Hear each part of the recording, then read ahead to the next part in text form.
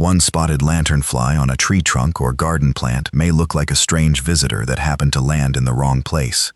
But if you live in an area where this insect is spreading, that single sighting can mean something much bigger. The spotted lanternfly is an invasive plant hopper, first detected in the United States in 2014. It did not arrive because it is a powerful long-distance flyer. Adults are not especially strong flyers at all. Its real advantage is that people move the things its eggs are attached to. So seeing one in your yard may not simply tell you that an insect has arrived. It may be warning you that the conditions helping this species spread are already close to home. And the danger is not one insect by itself. It is the chain reaction that can follow.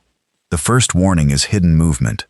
Spotted lanternflies lay their eggs in clusters and cover them with a substance that dries and cracks. Once hardened, the egg mass can look like a smear of dirt. That makes it easy to miss. Researchers think the original U.S. population began when egg masses hitchhiked on imported landscaping stone from China and ended up in Pennsylvania. No adult insect had to fly across the Pacific. The eggs simply traveled with something people were already moving. The same basic problem can continue on a smaller scale. Egg masses can be laid on lumber, crops, vehicles, equipment, and other hard surfaces. Those objects can then be moved by truck or train. So if a spotted lanternfly suddenly appears around your home, the first question is not only, where did this insect fly from? A better question may be, what helped it get here? That is the first link in the chain.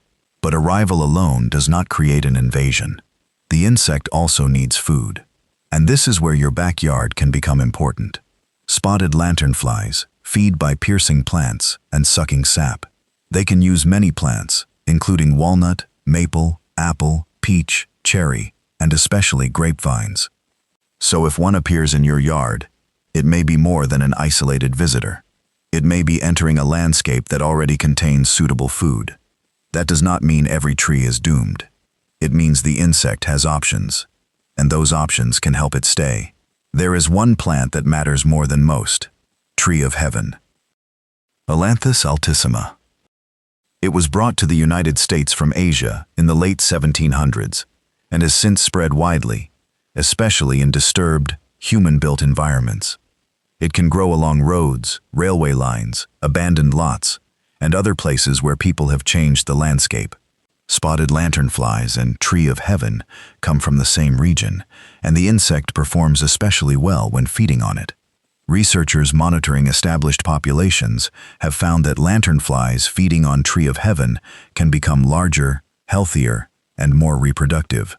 So the second warning behind a backyard sighting may be this: the food network that supports the insect could already be nearby. The table may already be set, and once lanternflies find a strong food source, their presence can become much easier to notice.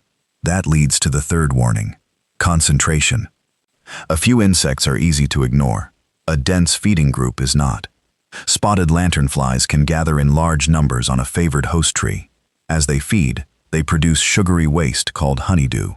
When many insects are feeding at once, that waste can build up on leaves, bark, ground vegetation, and nearby surfaces. Then another change begins. Sooty mold can grow on the honeydew. That dark growth can coat leaves and reduce the sunlight reaching them, interfering with photosynthesis.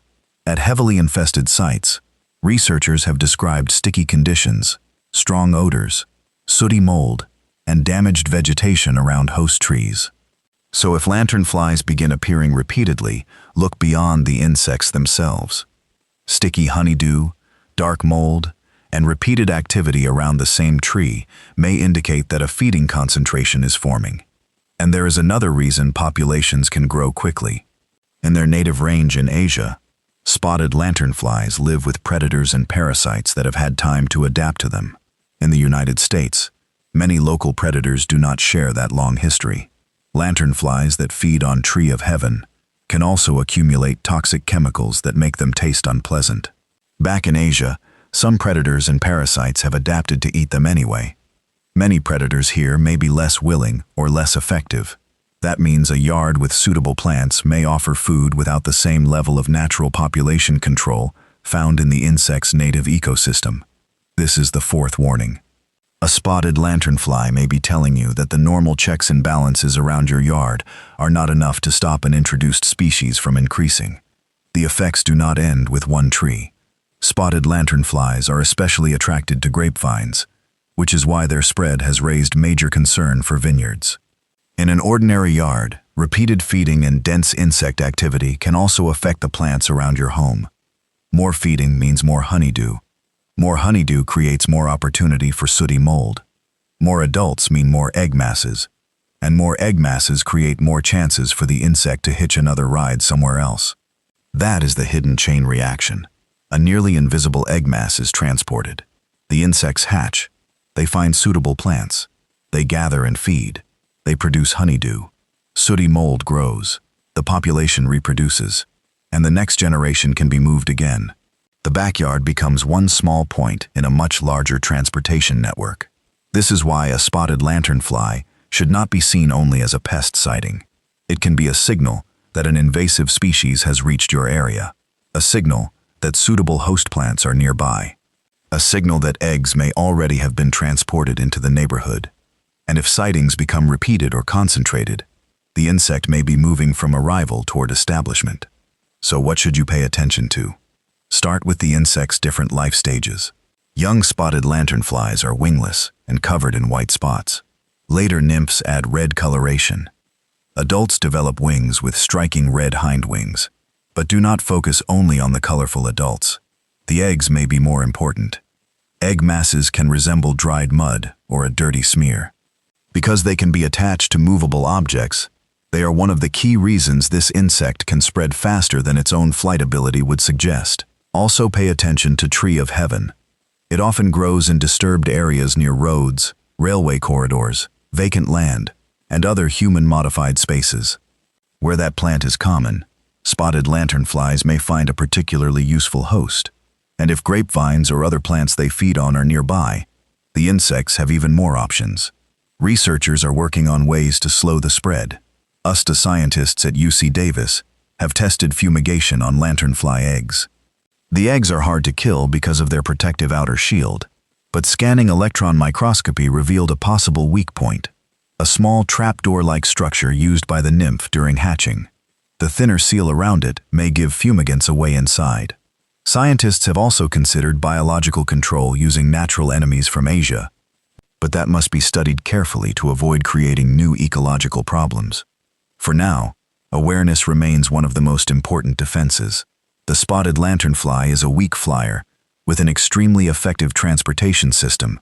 Us, our trucks, our trains, our vehicles, our lumber, our landscaping materials, our movement between places. So the next time you see one in your yard, do not think only about the insect in front of you. Think about the system behind it. Where did it come from? What plants are supporting it? Are there more nearby? Is there a tree of heaven close to your property? Are sticky honeydew and sooty mold beginning to appear? And could egg masses be hiding on objects that may soon be moved somewhere else? One spotted lanternfly does not prove that your backyard is heavily infested, but it can be an early warning that the chain has reached your neighborhood. And the earlier that chain is noticed, the better the chance of slowing the next link. Because the spotted lanternfly invasion does not begin with a dramatic swarm. It begins with something easy to overlook, a gray smear on a hard surface, a few tiny nymphs on a plant, one colorful adult on a tree, then another, then many. The insect may be beautiful, but what it can be warning you about is much less decorative. Your backyard may be becoming part of an invasive species pathway, and once that pathway is established, the insect does not need strong wings to keep moving. We may already be carrying it the rest of the way.